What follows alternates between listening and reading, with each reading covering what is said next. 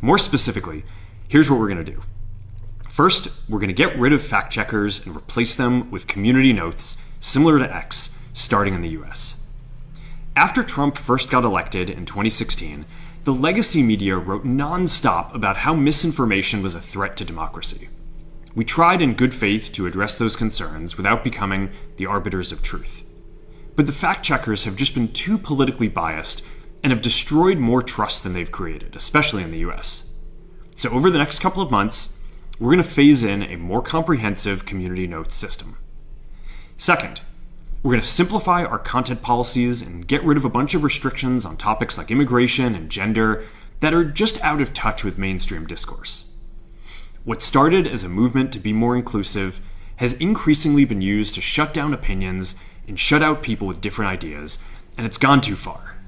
So I want to make sure that people can share their beliefs and experiences on our platforms. Third, we're changing how we enforce our policies to reduce the mistakes that account for the vast majority of censorship on our platforms. We used to have filters that scanned for any policy violation. Now, we're going to focus those filters on tackling illegal and high-severity violations. And for lower severity violations, we're going to rely on someone reporting an issue before we take action.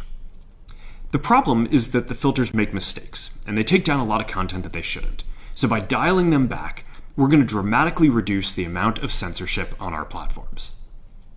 We're also going to tune our content filters to require much higher confidence before taking down content. The reality is that this is a trade-off.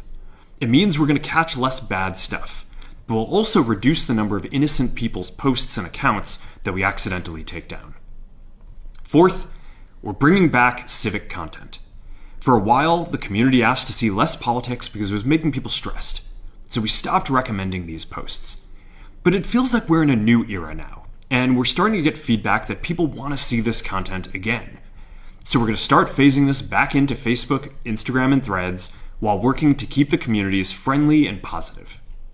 Fifth, we're going to move our trust and safety and content moderation teams out of California, and our US-based content review is going to be based in Texas.